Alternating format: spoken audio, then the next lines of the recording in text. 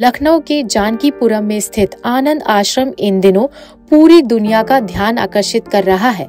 ये आश्रम चर्चा का विषय बना हुआ है क्योंकि यहाँ पिछले 6 महीने से एक लाश को समाधि का नाम देकर रखा गया है। हाँ, आपने सही सुना, एक लाश जिसे अनुयायियों ने समाधि घोषित कर दिया है।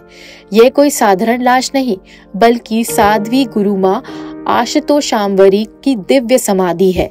28 जनवरी 2024 को गुरु माँ ने अपने अनुयायियों के लिए एक वीडियो संदेश में कहा था कि वह अपने गुरु ज्योति जागृति संस्था के संस्थापक आशुतोष महाराज को उनके शरीर में वापस लाने के लिए समाधि ले रही हैं और तभी से यह आश्रम सनसनी का केंद्र बना हुआ है। आपको बता दें, 6 महीने से माँ का शरीर एक कमरे में सुरक्षित रखा गया है। उनके अनुयायियों का दावा है कि वह गहन समाधि में हैं और एक दिन अपने शरीर में वापस लौटेंगी। उनके शरीर पर केसर, हल्दी, चंदन और तेल का आयुर्वेदिक लेप रोज लगाया जा रहा है। बाबा महादेव बताते हैं कि माँ का शरीर सड़ नहीं रहा है और ये अद्भुत है।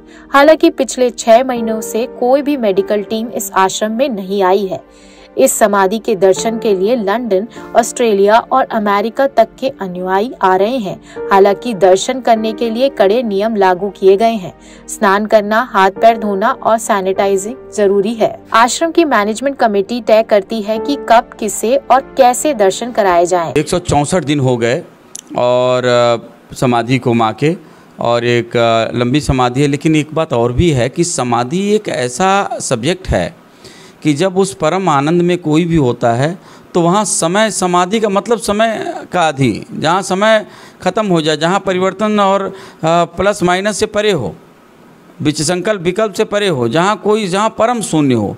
और जब परम शून्य में चीज़ों को सही करने का जो संकल्प लेकर जाए तो अपने आप आने का भी समय निर्धारित करता हो स्वयं। सर, क्या माँ डीप फ्रीज़र में है?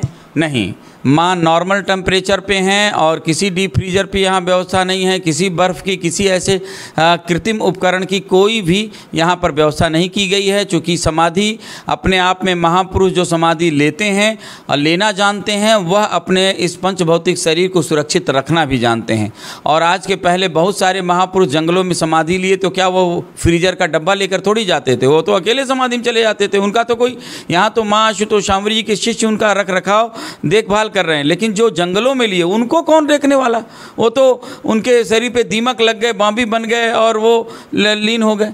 तो बहुत सारी चीज़ें, ऋषि च्यवन का आता है और कंदम मुनि का आता है, अनेकों ऋषियों का आता है। तो कहने का तात्पर्य ये है कि माँ के लिए किसी भी कृत्रिम साधन का उपयोग नहीं किया गया, नॉर्मल टेम्परेचर पे रखा गया है और उनका शरीर सुरक्षित है। कि यहाँ पर 5 वर्ष का बच्चा है, अभी मैं बुला दूँ, और अभी वो रोज़ दर्शन करने जाता है, रोज़ दर्शन करके आता है। 5 वर्ष का बालक है, तो मैं उससे मिलवा देता हूँ। तो अब इतनी से आप लगा लीजिए। हाँ, एक बात यह है कि वह समाधि स्थल पे जाने के लिए कुछ नियम नियमावली हैं। स्नान करके जाते हैं लोग, हाथ पाँव धो के जाते हैं, सैनिटाइज करके जाते हैं, पवित्रता धारण करके जाते हैं, सारी चीज़ें, और तभी वहाँ जाने का ये है। तो वो चीज़ें, नियम नियमावली सबको, चाहे वो बालक हो चाहे वृद्ध हो, सबको करना पड़ता है। तो हाँ, लेकिन ये है सुरक्षा के दृष्टिकोण से हम सबकी जांच भी करते हैं, देखते हैं, और ये निर्णय मैनेजमेंट कमेटी का है कि किसको कैसे, कब कैसे भेजना है और कैसे दर्शन कराना है। माँ ने समाधि के लिए जो बताया हुआ नियम, लेप और पूजन और आवाहन, वो सब भी चल रहा है देश विदेश में, क्योंकि इंग्लैंड में, ऑस्ट्रेलिया में, अमेरिका में, देश विदेश में उनके अनुयायी हैं। लेकिन हम किसी को बंधन में नहीं करते। बाबा महादेव बताते हैं कि साध्वी गुरु माँ आशुतोषाम्वरी का जन्म बिहार में हुआ था। उन्होंने दिल्ली में दीक्षा ली और फिर लखनऊ आकर अपने प्रवचन से लोगों को अध्यात्म से जोड़ा। इस अद्भुत और रहस्यमय घटना ने न केवल लखनऊ बल्कि पूरे देश में लोगों का ध्यान आकर्षित किया है। क्या माँ आशुतोषाम्वरी अपने शरीर में वापस लौटेंगी? क्या ये समाधि वास्तव में दिव्य है? लोकल 18 के लिए लखनऊ से अंजलि सिंह राजपूत की रिपोर्ट।